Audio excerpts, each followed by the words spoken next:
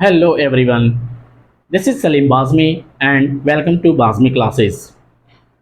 Today I am going to start a new chapter of class 11, that is a biological classification. Biological classification क्या है इसके बारे में हम थोड़ा समझेंगे, फिर उसके बाद हम इसके थोड़ा सा इसके डिटेल में बात करेंगे। सबसे पहले अगर हम बात करें क्लासिफिकेशन, क्लासिफिकेशन का मतलब क्या होता है? क्लासिफिकेशन का मतलब होता है किसी भी चीज़ का बांटना या बंटवारा, यानी कि उसको एक अलग अलग स्पेसिफाइड ग्रुप कर देना। ठीक है, इसको हम कहते हैं क्लासिफिकेशन करना। मतलब अगर कोई चीज़ है, उस चीज़ में से हम क्या करते हैं कि अपने कन्वीनियंट के हिसाब से, अपनी आसानी के लिए अगर हम उसको बांटते हैं, डिवाइड करते हैं, तो that is known as a classification. लेकिन यहाँ क्लासिफिकेशन जो कह रहा है कि बायोलॉजिकल क्लासिफिकेशन है, इसका मतलब ये है कि जो तुम्हारे बायोलॉजी का मतलब क्या होता है, बायो का मतलब क्या होता है? बायो का मतलब होता है लाइफ, यानी कि जिसके पास लाइफ है उसको हम क्या करेंगे? क्लासिफाई करेंगे। और लाइफ किसके पास होता है? लिविंग ऑर्गेनिज्म के पास होता है, यानी कि हम क्या करेंगे? लिविंग ऑर्गेनिज्म की क्लासिफिकेशन करेंगे। That's why this chapter has been named as a biological classification. Clear? अब बायोलॉजिकल क्लासिफिकेशन की बात करें तो सबसे पहले हम एक डेफिनेशन देखेंगे about the classification into the form of sentence. That is, क्या कहता है क्लासिफिकेशन? क्लासिफिकेशन ये कहता है कि ग्रुप ऑफ ऑर्गेनिज्म, यहाँ पे हम बायोलॉजिकल क्लासिफिकेशन कर रहे हैं इसीलिए यहाँ पे ग्रुप ऑफ ऑर्गेनिज्म कह रहा है, otherwise group of organism group of anything हो सकता है, ग्रुप ऑफ तो किसी भी चीज़ का हो सकता है। तो इसी तरीके से क्या कह रहा है कि group of organism into convenient categories, जब हम अपनी आसानी के तौर पे, अपनी आसानी के लिए अलग अलग छोटे छोटे चीज़ों में या ग्रुप में बांटते हैं तो उसे हम क्या कहते हैं? क्लासिफिकेशन कहते हैं। और ये क्लासिफिकेशन कह रहा है कि इट कैन बी कैटेगरी, ये कैटेगरी हो सकती है किसी भी चीज़ की, चाहे तुम्हारा हो सकता है ऑर्गेनिज्म का, चाहे तुम्हारा हो सकता है किसी भी चीज़ का, लेकिन कैटेगरी जो है कह रहा है कि it can be also a taxa, कह रहे हैं कि कैटेगरी जो है ये तुम्हारा टैक्सा भी हो सकता है। टैक्सा जो कि मैंने फर्स्ट चैप्टर में पढ़ा रखा है कि taxa is also a group at each level, अपने प्रत्येक लेवल पे, यानी कि वो क्या होता है? वो भी क्या होता है? ग्रुप होता है। ठीक है, अब उसके बाद कह रहा है कि and it depend on the character, यानी कि जो भी तुम ग्रुपिंग करोगे वो अपने अपने कैरेक्टर के हिसाब से हम ग्रुपिंग करते हैं, यानी कि जिसका जैसा कैरेक्टर वैसी ग्रुपिंग हम करेंगे इस लिविंग ऑर्गेनिज्म के अंदर। सबसे पहले आता है एक इंस्टिंक्ट क्लासिफिकेशन। इंस्टिंक्ट क्लासिफिकेशन की अगर बात करें तो ये क्लासिफिकेशन जो है बस ऐसे ही कर दिया गया, यानी कि पहले के लोग क्या करते थे? पहले के लोग भी क्लासिफिकेशन करते थे, लेकिन उनका क्लासिफिकेशन करने का कोई साइंटिफिक तरीका नहीं था। एक कह लो कि बस उठे और उसको क्या कर दिया गया? क्लासिफाई कर दिया गया on the basis of food, food को देखते हुए, शेल्टर को देखते हुए, क्लॉथिंग को देखते हुए, तो अपने काम धाम की चीज़ों को देखते हुए उन्होंने क्या कर दिया कि बाकी चीज़ों को क्या कर दिया? क्लासिफाई कर दिया। तो जब इंस्टिंक्ट क्लासिफिकेशन की हम बात करते हैं तो ये एक कोई स्पेसिफिक क्लासिफिकेशन नहीं होता है, और स्पेसिफिक क्लासिफिकेशन ना होने की वजह से ये क्या होता है कि फूड, शेल्टर और क्लॉथिंग में बढ़ जाता है। उसके बाद तुम्हारी एनसीईआरटी कहती है कि क्लासिफिकेशन में सबसे पहले अगर कोई क्लासिफिकेशन करने आया था वो एरिस्टोटल भाई साहब आए थे। एरिस्टोटल भाई साहब अगर क्लासिफिकेशन करने आए थे तो मेरी बात ज़रा समझना कि एरिस्टोटल जो क्लासिफिकेशन किए उन्होंने प्लांट और एनिमल में दो पार्ट में क्लासिफाई किया, प्लांट और एनिमल में क्लासिफाई किया। ठीक है, अब किस बेसिस पे क्लासिफाई किया इसको हम थोड़ा बाद में देखेंगे, लेकिन अगर हम देखें तो एरिस्टोटल जो थे वो फादर ऑफ बायोलॉजी कहलाते थे। क्या कहलाते थे? Father of biology. यानी कि उसके बाद अगर हम बात करें तो कह रहा है कि first scientific classification depend on the simple morphology character. कह रहा है कि इन्होंने जो क्लासिफिकेशन दिया है ये थोड़ा सा कह लो कि इनका क्लासिफिकेशन एक साइंटिफिक क्लासिफिकेशन जैसा था, यानी कि ये थोड़ा सा एक कह लो कि साइंस के बेस पे लगता था कि क्लासिफिकेशन है, लेकिन वो क्लासिफिकेशन सिर्फ मॉर्फोलॉजिकल कैरेक्टर को देखते हुए था। यानी कि केवल और केवल इन्होंने क्या किया? प्लांट को बाहर से देखा, ऊपर से देखा, और बाहर से ऊपर से देख करके इन्होंने कह दिया कि ये प्लांट जो है ये बड़ा है, ट्री है, इसके पास ब्रांचेज है, एक काम करो इसको बड़े प्लांट के अंदर डाल दो, ट्रीज के अंदर डाल दो। इन्होंने क्लासिफाई ऐसे कर दिया। उसके बाद इन्होंने जो छोटे प्लांट को देखा, छोटे प्लांट में इन्होंने क्या कर दिया? हाफ शब्स में क्या कर दिया? डिवाइड कर दिया। हर्ब शब्द का मतलब यह है कि किसी किसी प्लांट के अंदर देखोगे, जैसे कि रोज प्लांट को देखोगे, उसके अंदर बहुत बुशी टाइप क्या नाम है कि ब्रांचेस होते हैं, और किसी किसी में देखोगे हर्ब वगैरह में तो इसमें थोड़ा हर्बेसियस टाइप होते हैं, ग्रीन टाइप होते हैं, ग्रीनरी ज्यादा होती है। तो इस तरीके से इन्होंने क्या कर दिया कि थोड़ा सा जो व्हीट वाला, गेहूं वाला प्लांट जो जैसे होता है, राइस वाला प्लांट होता है, जो फसल वाली ज्यादा प्लांट होती है, वो मोस्टली हर्बेसियस में आते हैं, उन्होंने उसको क्लासिफाई कर दिया, अलग ग्रुप में क्लासिफाई कर दिया। अब रोज वो जैसे छोटे प्लांट थे उसको क्या कर दिया, श्रब्स में डाल दिया। इसी तरीके से ट्रीज जो बड़े प्लांट थे उन्होंने केवल देखते हुए प्लांट को क्लासिफाई किया, प्लांट को उन्होंने क्लासिफाई इस तरीके से किया। एनिमल का क्लासिफिकेशन आता है, तो एनिमल के क्लासिफिकेशन में उन्होंने देखा कि जिसके पास रेड ब्लड थे, लाल खून थे, उसको क्या कर दिया, अलग से एक ग्रुप बना दिया। ठीक है, रेड ब्लड वाले को अलग कर दिया, और रेड ब्लड वाले को हम एक शब्द देते हैं, एक वर्ड देते हैं, क्या, इनेमा। हम लोग क्या बोलते हैं, इनेमा। इनेमा का मतलब है कि ऐसे एनिमल जिसके पास रेड ब्लड होता है। ठीक है, एनिमल, ऐसे एनिमल जिनके पास रेड ब्लड नहीं होता है उसको हम क्या कहते हैं, सॉरी, इनेमा, और ये क्या हो गया, एनेमा। ठीक है, एनेमा का मतलब हो गया कि जिसमें रेड ब्लड एब्सेंट हो या रेड ब्लड ना हो, विदाउट रेड ब्लड। तो एनिमल को इन्होंने रेड ब्लड और विदाउट रेड ब्लड में डिवाइड कर दिया। इस तरीके से ये एरिस्टोटल भाई साहब ने अपना पहला क्लासिफिकेशन, साइंटिफिक क्लासिफिकेशन दे बैठे थे। ठीक है, इतनी बातें करने के बाद मैं तुम लोगों को क्लासिफिकेशन जो है वो किस तरीके से हुआ, ठीक है, इसके बाद में हम बात करेंगे। लेकिन सबसे पहले मैं थोड़ा सा तुम लोगों को आसानी से समझा सकूं, इसलिए सबसे पहले मैं क्या करूंगा, आर एच विटेकर का क्लासिफिकेशन पढ़ाऊंगा। जब तुम लोग आर एच विटेकर का क्लासिफिकेशन पढ़ लोगे तो क्लासिफिकेशन की शुरुआत कैसे हुई, कब हुई, कैसे हुई, कहां हुई, कितने ग्रुप आए, इन सारी चीजों को तुम लोग आसानी से समझ सकते हो, पढ़ सकते हो। क्लियर? तो सबसे पहले आइए मैं आप लोगों को कोशिश करता हूं समझाने की, किसकी, आर एच विटेकर के क्लासिफिकेशन को समझाने की कोशिश करता हूं।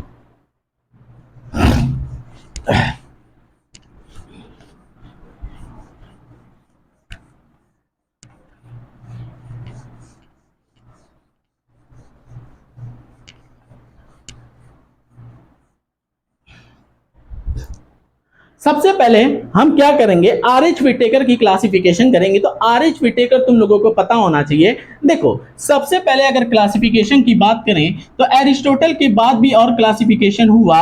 पहले 2 ग्रुप बना, फिर 3 ग्रुप बना, फिर 4 ग्रुप बना, फिर 5 ग्रुप बना, और 5 ग्रुप यही हमें एनसीईआरटी पढ़ाता है और यही सबसे एडवांस माना भी जाता है। आर एच विटेकर का क्लासिफिकेशन ये था, 5 किंगडम का क्लासिफिकेशन ये था। तो क्या 4 3 2 के बारे में हम नहीं समझेंगे, नहीं जानेंगे? एनसीईआरटी के अंदर ये बात कही गई है कि 2 3 4 कैसे ये अलग अलग क्लासिफिकेशन आया, तो उसकी बातें हम बाद में करेंगे। इसको मैं तभी ज्यादा अच्छे से समझा पाऊंगा जब तुम लोग आर एच विटेकर का क्लासिफिकेशन समझ लेते हो। क्लियर? समझना कि आर एच विटेकर का क्लासिफिकेशन जो है वो 5 ग्रुप में कैसे बटा। तो सबसे पहले मैं बता दूं कि 5 किंगडम क्लासिफिकेशन जो है वो दिया गया था, किसके द्वारा दिया गया था, आर एच विटेकर के द्वारा दिया गया था। कब दिया गया था, 1969 में दिया गया था। ठीक, अब उसके बाद आर एच विटेकर ने जब इसका क्लासिफिकेशन किया या 5 किंगडम बनाया, एक्चुअली 5 किंगडम पांचों ये नहीं बनाए थे, इसमें से समझ जाओ कि एक किंगडम इन्होंने क्या किया, दिया था, और वो था फंगस या फंजाई। क्लियर है? तो आइए समझते हैं कि 5 किंगडम को, सबसे पहले इसको हम बांटते हैं 5 किंगडम में। 5 किंगडम में बांटते हैं। पहला किंगडम हो जाता है क्या, मोनेरा। पहला किंगडम हो जाता है मोनेरा। दूसरा किंगडम हो जाता है हमारा, और इसी तरीके से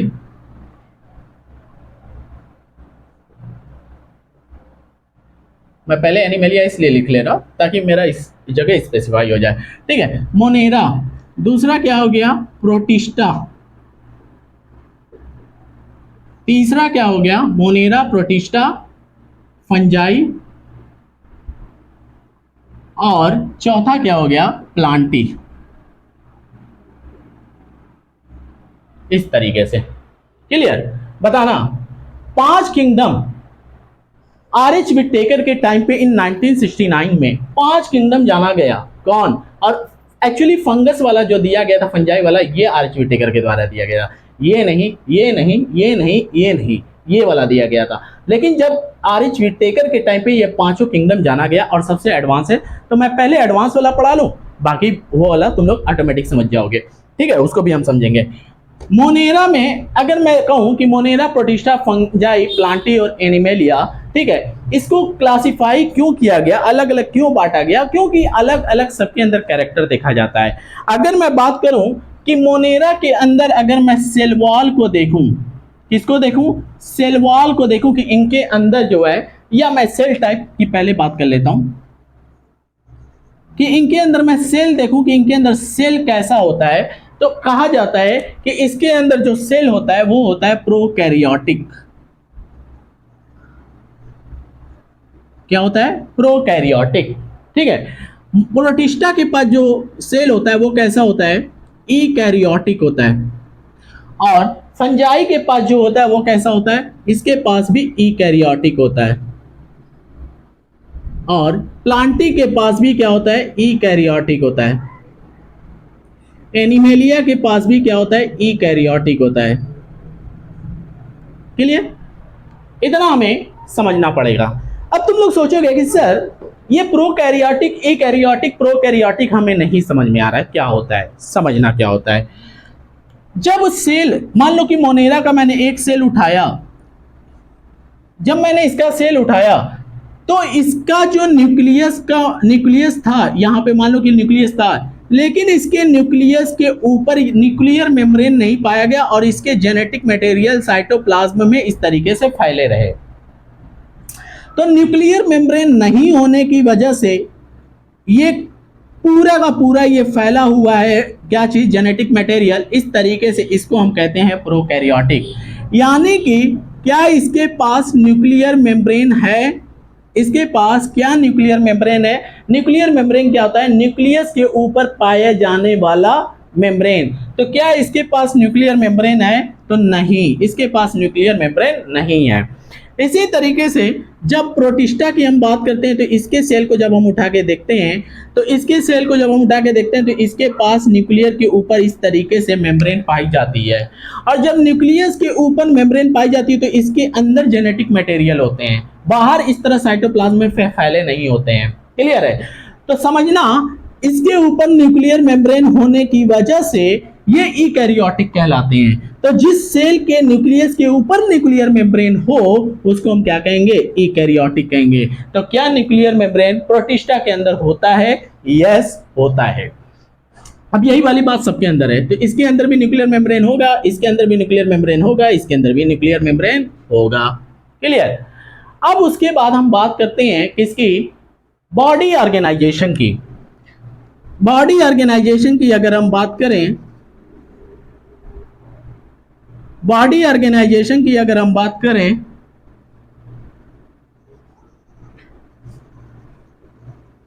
बॉडी ऑर्गेनाइजेशन की अगर हम बात करें तो मोनेरा के अंदर जो बॉडी ऑर्गेनाइजेशन होता है ये सेलुलर होता है। सेलुलर का मतलब क्या हो गया? सिंगल सेल होता है। सिंगल सेल का मतलब क्या हो गया कि ये अपनी पूरी बॉडी का फंक्शन सिर्फ और सिर्फ एक सेल से करेगा, इसीलिए हम इसको क्या कहते हैं? सेलुलर कहते हैं। उसके बाद बॉडी ऑर्गेनाइजेशन की अगर मैं प्रोटिस्टा के अंदर की बात करूं तो इसके अंदर भी क्या होता है? ये सेलुलर होता है। ठीक। अब उसके बाद अगर मैं फंगस की बात करूं तो फंगस के अंदर जो है ये क्या होता है? ये लूज टिश्यू होता है।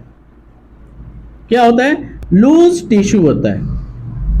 और लूज टिश्यू का मतलब है कि कहीं ना कहीं ये ग्रुप ऑफ सेल की तरह हो गया, और जब ग्रुप ऑफ सेल की तरह हो गया तो बताना ये क्या हो गया? तुम्हारा मल्टी सेलुलर हो गया। क्लियर? अब उसके बाद बॉडी ऑर्गेनाइजेशन जब हम प्लांट के अंदर की बात करेंगे तो प्लांट के अंदर जो होगा ये क्या हो जाएगा? तुम्हारा टिश्यू और ऑर्गन लेवल पे हो जाएगा। यानी कि इसके अंदर क्या पाया जाएगा? टिश्यू भी पाया जाएगा और ऑर्गन भी पाया जाएगा।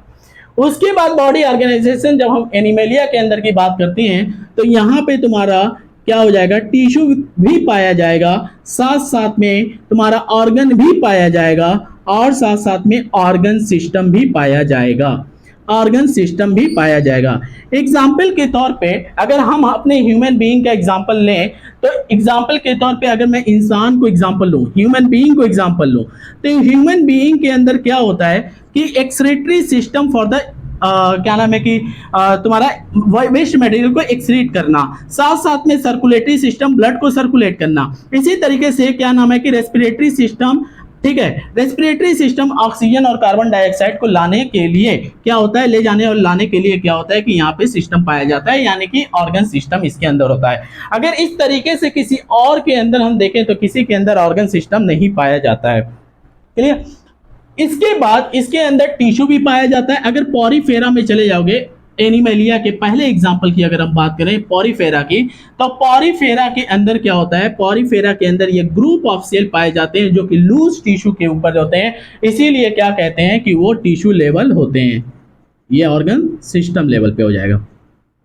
नाउ बॉडी ऑर्गेनाइजेशन की बात करें तो बात करते हैं हम किसकी, बॉडी ऑर्गेनाइजेशन की बात हम करेंगे मोड ऑफ न्यूट्रिशन की, मोड ऑफ न्यूट्रिशन की बात करेंगे। तो मोड ऑफ न्यूट्रिशन की अगर जब भी हम बात करते हैं तो यहाँ पे हम किसकी बात करेंगे, क्या नाम है कि मोनेरा के अंदर। तो मोनेरा के अंदर जब मोड ऑफ न्यूट्रिशन की बात करते हैं हम सबसे पहले ऑटोट्रॉफिक की बात करते हैं। और जब ऑटोट्रॉफिक का बात करते हैं तो ऑटोट्रॉफिक का मतलब हम समझते हैं कि जो एनिमल या जो ऑर्गेनिज्म जो खुद से खाना बनाता है उसे हम क्या कहते हैं, ऑटोट्रॉफिक कहते हैं। और ऑटोट्रॉफिक जो है ये दो तरीके से अपने खाने को बना सकते हैं। एक तो यूजिंग द सनलाइट, सनलाइट का यूज करके फोटोसिंथेसिस कर सकते हैं। दूसरा जो है केमिकल का यूज करके अपना खाना बना सकते हैं जिसको हम कहते हैं कीमोसिंथेसिस। दूसरा ये कर सकते हैं कि ये हेटेरोट्रॉफ होते हैं। और अगर हेटेरोट्रॉफ होते हैं तो हेटेरोट्रॉफ में ये क्या कर सकते हैं, हेटेरोट्रॉफ में ये कर सकते हैं कि या तो ये सैप्रोफिटिक होंगे, सड़ी गली चीजों को खाएंगे, या तो ये पैरासिटिक होंगे। पैरासिटिक का मतलब है कि ये किसी लिविंग ऑर्गेनिज्म के ऊपर डिपेंड होंगे और वहां से अपने न्यूट्रिशन को लेंगे। उसके बाद हम मोड ऑफ न्यूट्रिशन की बात करें किसके अंदर, प्रोटिस्टा के अंदर। जब प्रोटिस्टा के अंदर की हम बात करते हैं तो प्रोटिस्टा को हम कहते हैं कि ये ऑटोट्रॉफिक तो हो सकते हैं, ऑटोट्रॉफिक के साथ साथ ये क्या हो सकते हैं, ऑटोट्रॉफिक। ऑटोट्रॉफिक तो होंगे लेकिन ऑटोट्रॉफिक में भी क्या होंगे, ये फोटोसिंथेसिस होंगे और साथ साथ में ये हेटेरोट्रॉफिक भी हो सकते हैं। क्लियर। अब उसके बाद अगर हम बात करें फंगस के अंदर, तो फंगस के अंदर ये मल्टी सेलुलर होता है, लूज टिश्यू होता है, बॉडी ऑर्गेनाइजेशन की जब हमने बात की थी। और अगर मोड ऑफ न्यूट्रिशन की बात करें तो फंगाई जो होते हैं ये क्या होते हैं, हेटेरोट्रॉफिक होते हैं। और हेटेरोट्रॉफिक में भी ये दो तरह के हेटेरोट्रॉफिक होते हैं, एक होता है सैप्रोफिटिक, सड़ी गली चीजों को खाता है, और एक होता है तुम्हारा क्या, पैरासिटिक, जो कि लिविंग ऑर्गेनिज्म पे डिपेंड रहता है। बात करते हैं प्लांट के अंदर। प्लांट के अंदर जो है मोस्टली जो होता है ये ऑटोट्रॉफिक होता है। ऑटोट्रॉफिक का मतलब है कि ये क्या करते हैं, फोटोसिंथेसिस करते हैं। क्लियर। अब उसके बाद अगर हम बात करें टिश्यू ऑर्गन या ऑर्गन सिस्टम की, यानी कि जो कि एनिमल के अंदर पाया गया था, बॉडी ऑर्गेनाइजेशन, और जब इसके हम मोड ऑफ न्यूट्रिशन की बात करते हैं तो हम बात करते हैं कि ये होलोजोइक प्रोसेस से करते हैं। और होलोजोइक क्लास 10th के अंदर तुम लोग पढ़े होंगे कि होलोजोइक का मतलब क्या होता है। होलोजोइक में हम 5 स्टेप करते हैं, 5 स्टेप से अपने डाइजेशन करते हैं। पहला क्या होता है, इंजेशन, दूसरा होता है डाइजेशन, और तीसरा होता है तुम्हारा एब्जॉर्प्शन, और फोर्थ वन होता है तुम्हारा एसिमिलेशन, और फिफ्थ वन जो होता है वो तुम्हारा होता है क्या, इजेशन। इस तरीके से ये 5 स्टेप में होता है, और 5 स्टेप को करने के प्रोसेस होते हैं ये बड़े कॉम्प्लेक्स होते हैं, इसी को हम क्या कहते हैं, होलोजोइक कहते हैं। क्लियर। इस तरीके से जो क्लासिफिकेशन दिया गया था by the R H. Whittaker in 1969, that is a 5 kingdom of classification. There were 5 kingdom, that is a what, पहला जो हो गया तुम्हारा मोनेरा, दूसरा क्या हो गया प्रोटिस्टा, तीसरा क्या हो गया फंजाई, चौथा क्या हो गया प्लांटी, और पांचवा क्या हो गया एनिमेलिया। जब हम इसकी classification on the basis of different characteristic करते हैं तो ये हमें अलग अलग ग्रुप देखने को मिलते हैं। क्लियर। तो अब अलग अलग ग्रुप देखने को मिले तो ये सारे ग्रुप जो हैं इस समय के क्या है कि ये मॉडर्न ग्रुप हैं, यानी कि इस समय के माने जाने वाले ग्रुप हैं। अब उसके बाद अगर बात करें कि हम क्या पढ़ेंगे बायोलॉजिकल क्लासिफिकेशन में, बायोलॉजिकल क्लासिफिकेशन में हम कौन से चैप्टर या टॉपिक को कंप्लीट करने वाले हैं, तो इसके अंदर हम कंप्लीट करने वाले हैं मोनेरा को, इसके अंदर हम बात करेंगे प्रोटिस्टा की, इसके अंदर हम बात करेंगे फंजाई की। इसके बाद प्लांट और एनिमेलिया की अगर हम बात करें तो इसके लिए अलग से चैप्टर है, चैप्टर नंबर 3 और इसके लिए अलग से चैप्टर है चैप्टर नंबर 4। यानी कि बायोलॉजिकल क्लासिफिकेशन जो कि सेकंड चैप्टर है, इसके बाद हमारा जो चैप्टर आता है that is a third chapter, that is a plant kingdom, और जो फोर्थ आता है वो आता है हमारा एनिमल किंगडम।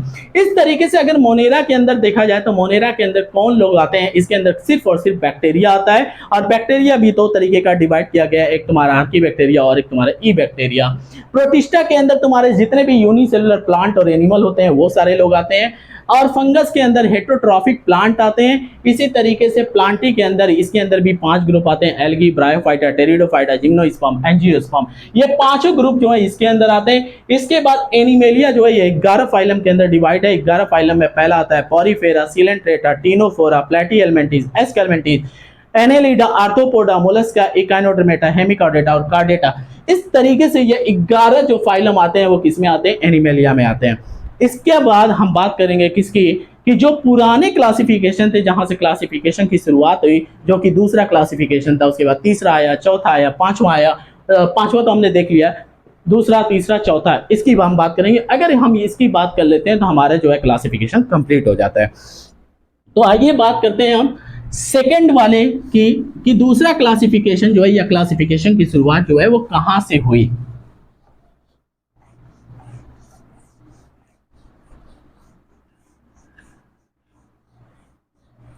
देखो, सबसे पहले क्लासिफिकेशन करने वाले जो थे वो कौन लोग थे, एरिस्टोटल। सबसे पहले साइंटिफिक क्लासिफिकेशन, देखो पहले की क्लासिफिकेशन जब पहले एंसिस्टर लोग थे, यानी कि जो पूर्वज लोग थे, उन्होंने सिर्फ क्लासिफिकेशन किस बात पे किया था, सिर्फ इस बात पे किया था कि क्या नाम है कि जो है कि तुम्हारा फूड, शेल्टर और क्या नाम है कि खाने पीने की चीज़ों पे किया था। लेकिन उसके बाद एरिस्टोटल जो आए थे उन्होंने क्या किया था, क्लासिफिकेशन, तुम्हारे साइंटिफिक क्लासिफिकेशन दिया।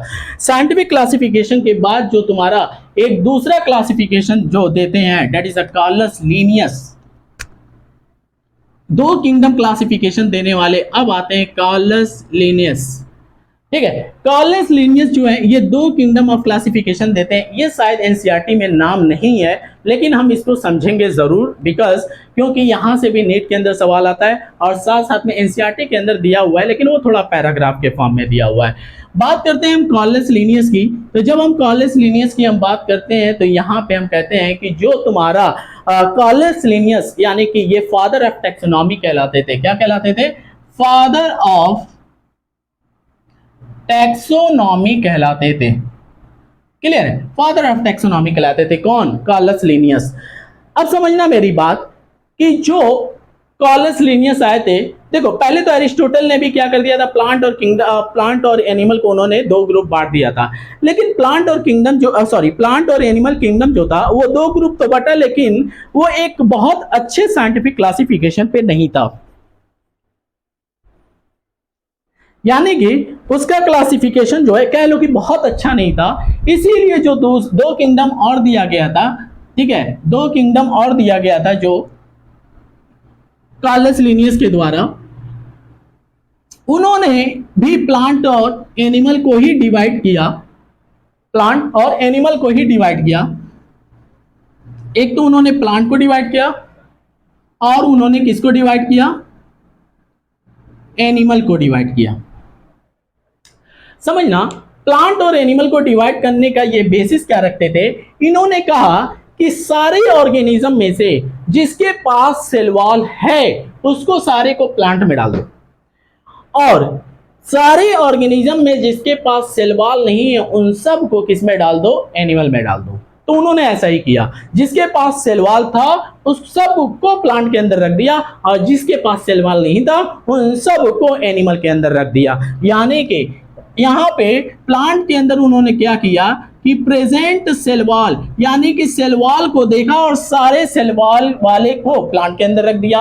इसके अंदर एनिमल के अंदर इन्होंने क्या देखा कि जिसके पास सेल वॉल नहीं था उन सब को किसमें रख दिया, यानी कि एब्सेंट सेल वॉल नहीं थे। ठीक है, यहाँ पे मैंने निगेटिव लगाया। निगेटिव का मतलब बायो के अंदर होता है कुछ नहीं, और प्लस का मतलब होता है बायो के अंदर कि प्रेजेंट है। तो प्रेजेंट क्या है, सेल वॉल। प्रेजेंट क्या है तुम्हारा, सेल वॉल। तो जितने भी सेल वॉल वाले थे उसको प्लांट के अंदर रख दिया गया, जितने सेल वॉल नहीं थे उनको एनिमल के अंदर रख दिया गया। ये कार्लस लीनियस की है। अब देखना, कि उन्होंने देखा कि कुछ बैक्टीरिया भी हैं और उस बैक्टीरिया के पास सेल वॉल है, तो उन्होंने क्या कर दिया, प्लांट के अंदर रख दिया बैक्टीरिया को भी। फिर उन्होंने देखा कि कुछ ऐसे एल्गी भी हैं और उसको भी उन्होंने किस में रख दिया, प्लांट के अंदर रख दिया।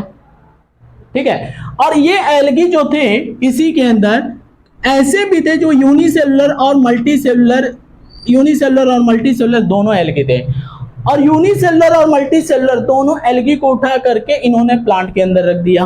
बहुत गड़बड़ कर दिया भाई, एक तो यूनिसेलुलर उस पे से मल्टीसेलुलर दोनों को उठा करके तुमने प्लांट के अंदर रख दिया एल्गी। ठीक है, उसके बाद इन्होंने क्या किया कि फंजाई को भी उठा करके इन्होंने इसी के अंदर डाल दिया, और फंजाई में भी इन्होंने यूनिसेलुलर और मल्टीसेलुलर दोनों को उठा के रख दिया। ठीक, उसके बाद ब्रायोफाइटा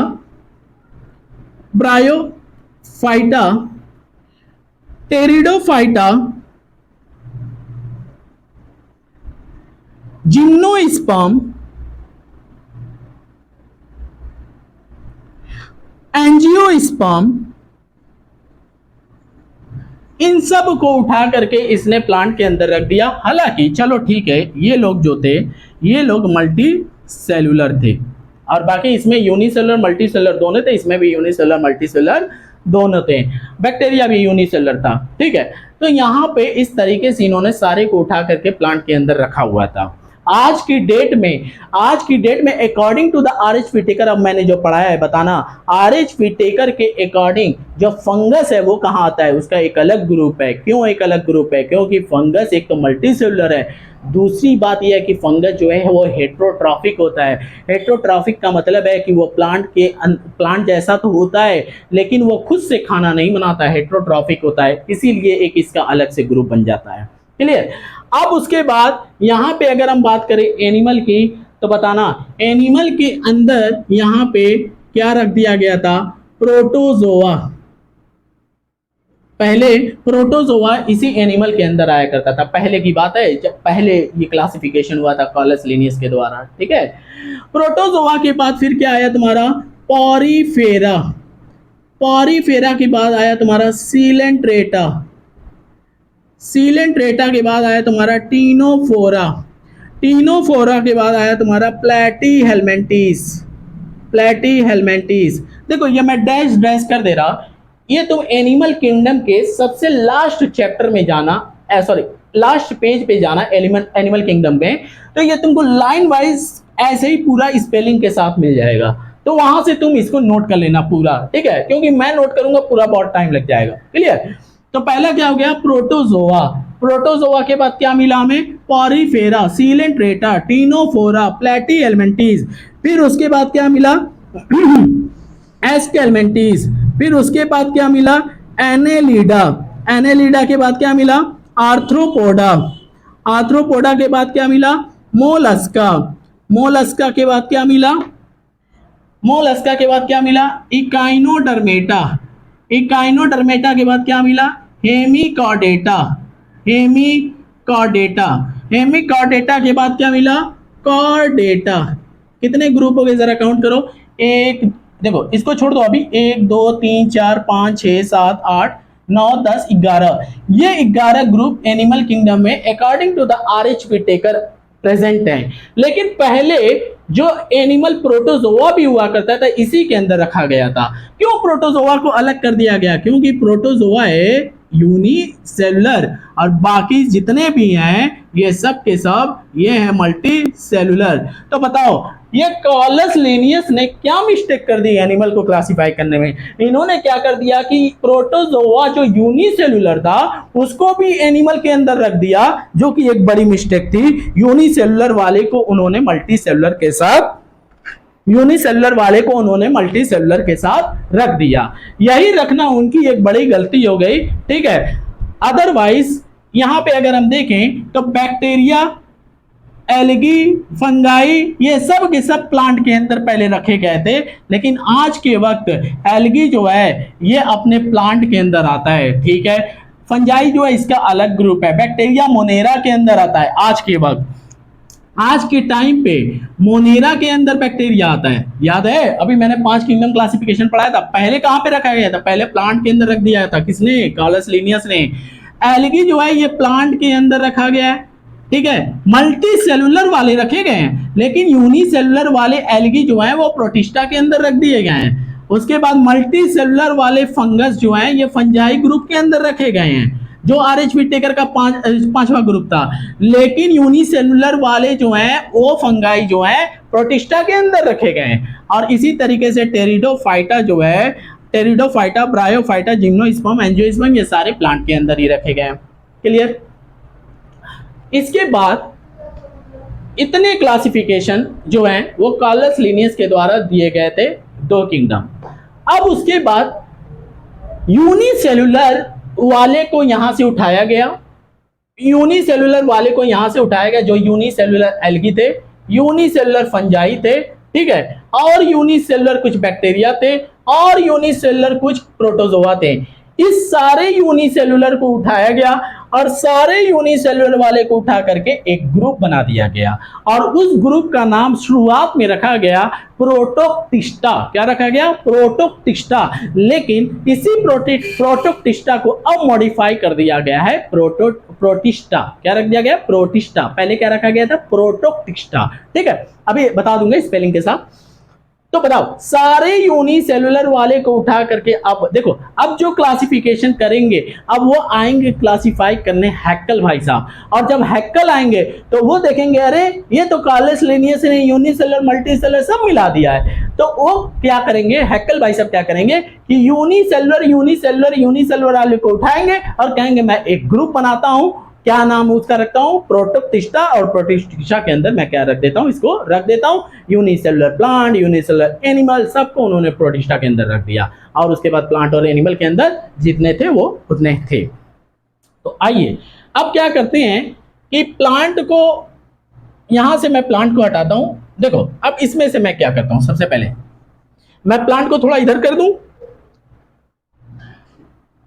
अब मैं प्लांट को थोड़ा इधर कर देता हूं। अब बताना, इसमें से मैं वो चीजें छोड़ देता हूं जो यूनिसेलुलर थे, यूनिसेलुलर एल्गी छोड़ देता हूं, यूनिसेलुलर फंजाई छोड़ देता हूं, और इसमें से इसको हटा देता हूं, ठीक है, और इसमें से यूनिसेलुलर वाले इसको हटा देता हूं। जो बचे अब प्लांट के अंदर रख दो, मल्टीसेलुलर वाले के अंदर, ठीक है। तो बताना अब मैं क्या करता हूं कि ब्रायोफाइटा,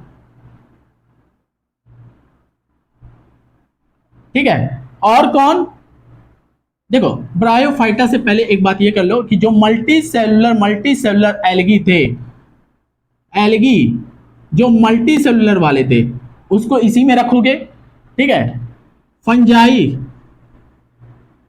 जो मल्टीसेलुलर वाले थे उसको इसी में रखोगे। उसके बाद ब्रायोफाइटा, उसके बाद टेरिडोफाइटा, उसके बाद जिम्नोस्पर्म, उसके बाद एंजियोस्पर्म, ये सब के सब अब प्लांट के अंदर आ गए थे, ठीक है। अब उसके बाद तो यूनिसेलुलर और यूनिसेलुलर वाले इन सब को प्रोटिस्टा ग्रुप के अंदर रख दिया गया। तो अब यहाँ पे एक ग्रुप नया और आ गया, नाम पहले शुरुआत में इसका रखा गया था क्या? Protoctista, Protoctista. लेकिन अब हम किस नाम से जानते हैं? प्रोटिस्टा के नाम से जानते हैं, ठीक है। समझना, इसके अंदर जितने भी एल्गी यूनिसेलुलर वाले इसको इसमें रख दिया गया, एल्गी मल्टीसेलुलर वाले को प्लांट पे रख दिया गया, एल्गी अरे सॉरी फंगाई यूनिसेलुलर वाले प्रोटिस्टा में रख दिया गया, ठीक। उसके बाद क्या बचता है तुम्हारा? हाँ, बैक्टीरिया यूनिसेलुलर वाले इसी में आ गए, होते ही हैं यूनिसेलुलर, मल्टीसेलुलर होता भी नहीं है। प्रोटोजोआ, प्रोटोजोआ ये भी यूनिसेलुलर था, इसको भी उठा करके इसी के अंदर रख दिया गया। यानी कि जितने भी यूनिसेलुलर वाले थे सबको उठा करके इसी के अंदर रख दिया गया। क्लियर है?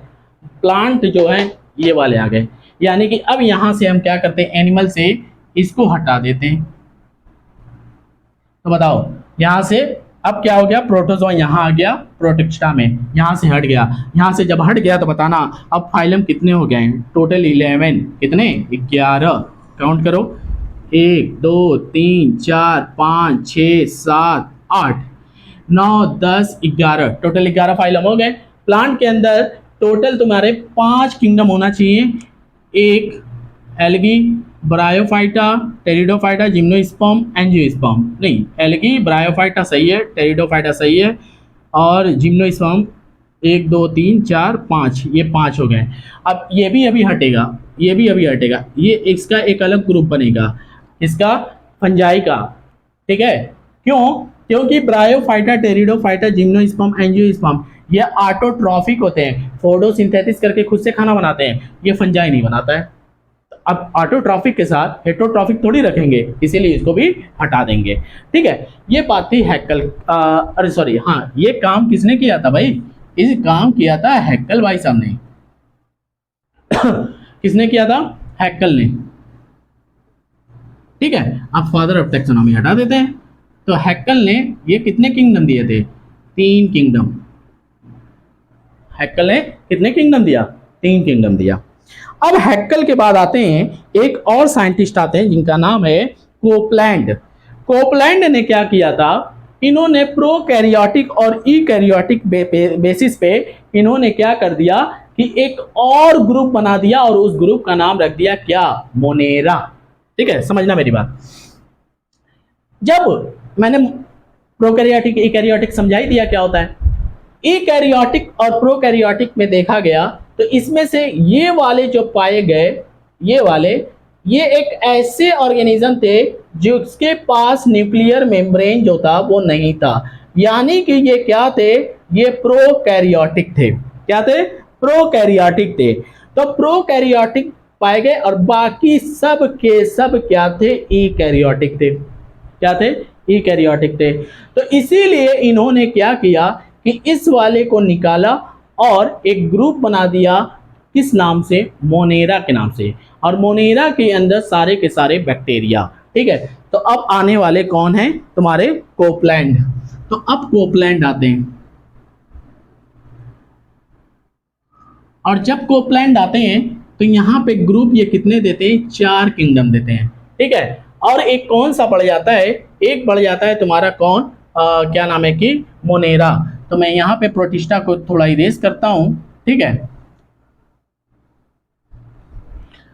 तो जब प्रोटिस्टा को मैं इरेज करता हूं तो यहाँ पे ये वाले मान लो कि मैंने प्रोटिस्टा को डाल दिया। अब इसका नाम चेंज कर दे रहा हूं मैं, प्रोटिस्टा, और एक ग्रुप यहाँ पे क्या आ गया तुम्हारा, मोनेरा। कौन आ गया, मोनेरा, ठीक। अब समझना मेरी बात, अगर मैं मोनेरा की बात करता हूं, ठीक है, तो यहाँ पे क्या नाम है कि जो बैक्टीरिया थे उन बैक्टीरिया को यहाँ पे मोनेरा के अंदर लेके आए। क्यों? क्योंकि इसका जो न्यूक्लियस जो सेल था उसके न्यूक्लियस के ऊपर न्यूक्लियर मेम्ब्रेन नहीं पाया गया। क्लियर? अब उसके बाद इसके अंदर प्रोटिस्टा के अंदर अब कौन लोग आ गए, एल्गी जो कि यूनिसेलुलर वाले थे, और यहाँ पे कौन आ गए, एल्गी के बाद तुम्हारे फंजाई, ये फंजाई भी कौन से वाले आए, यूनिसेलुलर वाले, और इसी के साथ साथ तुम्हारे और कौन आ जाएंगे, वहाँ से जो उठाया गया था प्रोटोजोआ। तो प्रोटोजोआ जो है वो भी इसी के अंदर आ गया, और ये भी क्या था, यूनिसेलुलर, ठीक है। इतनी बातें समझ में आई तो बताओ ये क्लासिफाई करने वाले कौन थे, ये क्लासिफाई करने वाले कोपलैंड थे। इन्होंने क्लासिफाई किया था क्या चीज, इनकी बेसिस थी बेस्ड ऑन प्रोकैरियोटिक एंड ईकैरियोटिक। इन्होंने प्रोकैरियोटिक और ईकैरियोटिक के बेसिस पे क्या कर दिया, 4 ग्रुप दे दिया कोपलैंड ने, ठीक है। पहला बताओ, मोनेरा, प्रोटिस्टा, प्लांटी, और क्या, एनिमेलिया। क्लियर? फिर से बताना, अगेन तुम्हारा क्लासिफाई किया गया। अब इसको निकाल करके, फंगस को निकाल करके अलग कर दिया गया, फंजाई को निकाल करके अलग कर दिया गया, और एक ग्रुप बन गया, बताओ जिसका नाम क्या हो गया, फंगाई। अब वो पांचवा क्लासिफिकेशन देने वाले कौन थे, आर एच विटेकर। तो अब यहां से आर एच विटेकर ने क्या किया, 5 किंगडम दिया। आर एच, अब आ गया समझ में हम लोग कहां से चले थे और कहां पे आ गए। आर एच विटेकर ने 5 किंगडम दिया। पहला बताओ क्या दिया था, मोनेरा। दूसरा क्या दिया, प्रोटिस्टा। तीसरा क्या दिया, फंजाई। फिर क्या हमें मिला, प्लांट। फिर हमें क्या मिला, एनिमल। इस तरीके से 5 kingdom according to the R H Whittaker हमें देखने को मिला। मोनेरा के अंदर सारे के सारे कौन लोग, बैक्टीरिया, ठीक है। प्रोटिस्टा के अंदर तुम्हें एल्गी और कौन, फंजाई और कौन, और साथ साथ में तुम्हारा प्रोटोजोआ। प्रोटोजोआ, एल्गी, फंजाई, ये प्रोटोजोआ, ये सब के सब कौन, यूनिसेलुलर वाले। बैक्टीरिया भी है यूनिसेलुलर, लेकिन ये यूनिसेलुलर के साथ साथ प्रोकैरियोटिक भी है, ठीक है। लेकिन ये यूनिसेलुलर के साथ साथ ईकैरियोटिक भी है, ठीक है। उसी के साथ साथ फंगस में भी अलग अलग ग्रुप होते हैं, बेसिडोमाइसिटीज, डिट्रोमाइसिटीज, वो जब हम पढ़ेंगे तो देखेंगे। प्लांट के अंदर भी एल्गी ब्रायोफाइटा, टेरिडोफाइटा, जिम्नोस्पर्म और इसी तरीके से एंजियोस्पर्म। एनिमल में अगर हम देखें तो कहाँ से हम लोगों ने शुरुआत किया था, यानी कि पॉरीफेरा से शुरुआत किया था और कहाँ तक चल दिए थे हम, कॉर्डेटा तक। कहाँ चल दिए थे, कॉर्डेटा तक। क्लियर। ये आर एच विटेकर का क्लासिफिकेशन था। लेकिन आर एच विटेकर का क्लासिफिकेशन समझना, इनका क्लासिफिकेशन बेसिस जो थी न्यूट्रिशन थी। इन्होंने न्यूट्रिशन को देखते हुए, यानी कि प्लांट के अंदर इन्होंने देखा था कि फंगस जो है वो हेट्रोट्रॉफिक होते हैं, यानी कि ये क्या करते हैं कि दूसरों पे डिपेंड रह करके ये खाना खाते हैं। तो इस तरीके से इनका सबसे बड़ा क्लासिफिकेशन माना जाता है कि इन्होंने क्लासिफिकेशन जो किया वो on the basis of nutrition की है। लेकिन 5 और बेसिस होती है जो कि इनके क्लासिफिकेशन में आता है, और उन सारे 5 क्लासिफिकेशन को हम देखेंगे कि वो 5 मेन क्राइटेरिया क्या है जो कि इनके क्लासिफिकेशन का बेसिस बना। तो उन सारे 5 क्राइटेरिया की हम बात करेंगे। क्या हम बात करेंगे कि main criteria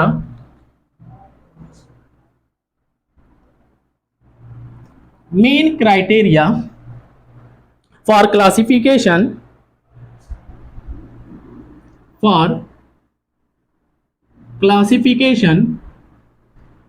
used by him, जो उनके द्वारा यूज किया गया। 5 क्लासिफिकेशन। पहला जो है, मैं ऐसे एक ट्रिक बना करके याद करवा देता हूं, PCMRT। पी का मतलब हो जाएगा फाइलोजेनेटिक रिलेशनशिप।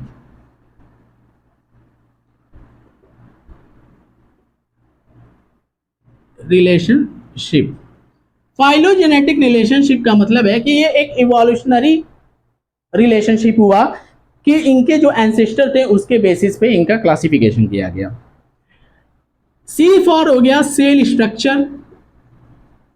सेल स्ट्रक्चर भी एक क्राइटेरिया था क्लासिफिकेशन करने का, यानी कि सेल के स्ट्रक्चर को देखा गया, वो सेल कैसा है। एक तो हमने सेल टाइप देखा कि सेल टाइप कैसा है, प्रोकैरियोटिक है, यूकैरियोटिक है। एक तो हमने सेल स्ट्रक्चर देखा, सेल स्ट्रक्चर में हमने क्या देखा कि न्यूक्लियस के पास न्यूक्लियर मेम्ब्रेन है कि नहीं है।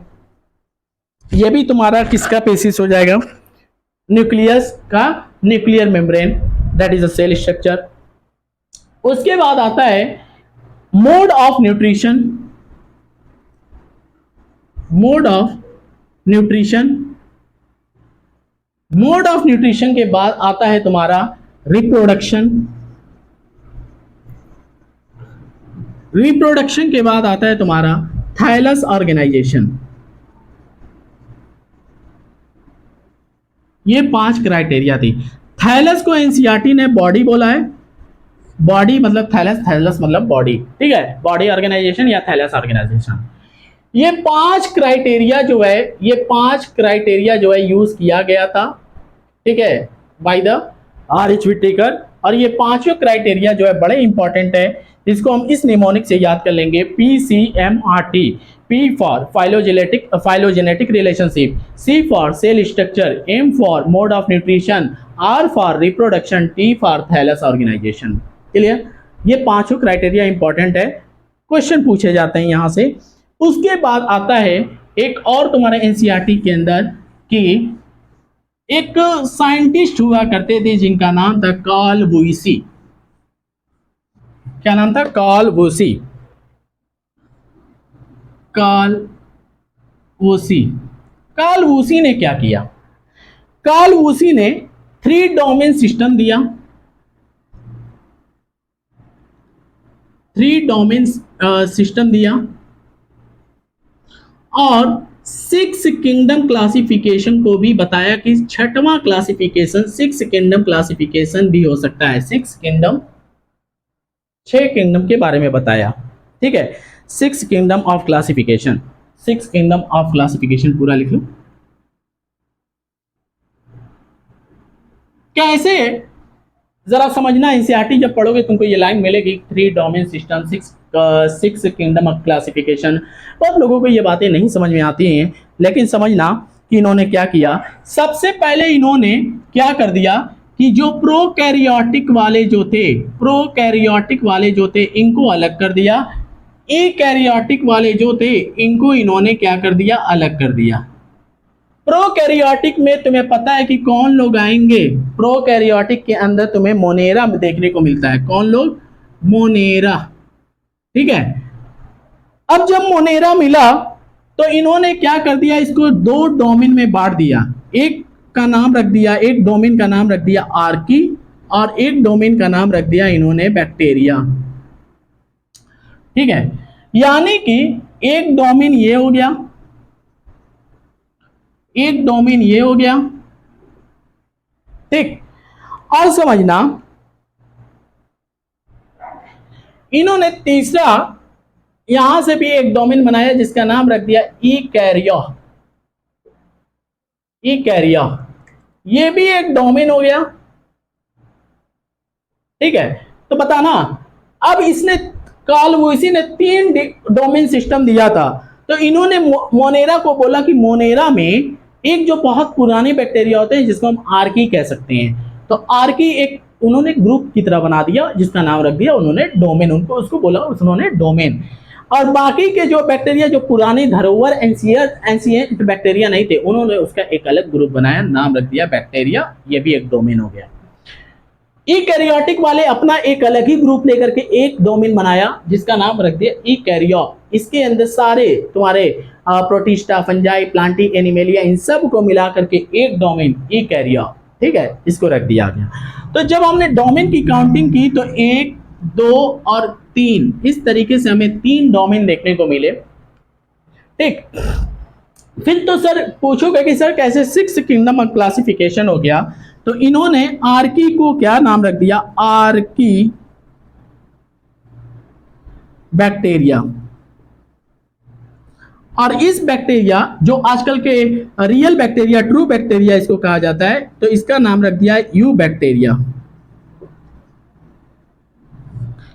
आर्की बैक्टीरिया और यू बैक्टीरिया, ठीक है। यूकैरियोट के अंदर तुम देखोगे तो इसके अंदर तुम्हें क्या देखने को मिलेंगे? प्रोटिस्टा, फंजाई, प्लांटी और एनिमेलिया। तो बताना, अब इन्होंने कह दिया कि ये अलग अलग किंगडम है, तो किंगडम काउंट करोगे, ये अगर मानो कि एक किंगडम है तो 1, 2, 3, 4, 5, 6, इस तरीके से कार्ल वुईसी ने कितने किंगडम दिए? 6। डोमेन कितने दिए? 3। तो 3 domain system, 6 kingdom classification. Domain system पहले तो प्रोकैरियोटिक, यूकैरियोटिक को बांटा। प्रोकैरियोटिक का तो मतलब समझते ही हो, प्रोकैरियोटिक में मोनेरा है तो मोनेरा को इन्होंने आर्की और बैक्टीरिया अलग अलग दो डोमेन बना दिया। ई बैक्टीरिया में सबको मिला करके एक ही डोमेन बनाया, ई कैरिया उसको बोल दिया एक डोमेन, तो 3 डोमेन हो गया। अब उसके बाद आर्की बैक्टीरिया और बैक्टीरिया, ई बैक्टीरिया, इसको बोला कि एक किंगडम हो सकता है, प्रोटिस्टा, फंजाई, प्लांटी और एनिमेलिया। ये 6 किंगडम ऑफ क्लासिफिकेशन भी हो सकते हैं according to the Carl Woese, but according to the R.H. Whittaker there are five kingdom of classification, and this kingdom of classification which has been used by the R.H. Whittaker, यही वाला classification जो है हमें देखना है, पढ़ना है। ये तो इन्होंने कालुइसी बस बता दिया, लेकिन इसके बारे में हमें डिटेल से इस तरीके से 6 किंगडम को लेकर के नहीं पढ़ना है। यहाँ से सवाल बहुत आते हैं कि क्या 6 किंगडम ऑफ क्लासिफिकेशन भी हो सकते हैं? हाँ, हो सकते हैं अकॉर्डिंग टू द कालुइसी। क्लियर? बात करते हैं हम इसके आगे वाले कि इसके बाद जो हम एक एक कर करके ग्रुप को पढ़ेंगे। सबसे पहले हम मोनेरा को पढ़ेंगे, प्रोटिस्टा को पढ़ेंगे, फंजाई को पढ़ेंगे, प्लांटी को पढ़ेंगे, एनिमेलिया को पढ़ेंगे। तो आज का लेक्चर यहीं तक हम रहने देते हैं। इसके बाद जो हमारा लेक्चर आएगा that is on the basis of the Monera, Monera पे आएगा। उसके बाद हम मोनेरा के बारे में पहले डिटेल्स में पढ़ेंगे, फिर उसके बाद हम अलग अलग क्या नाम है कि किंगडम के बारे में पढ़ते जाएंगे। Thank you, thanks a lot, have a nice day.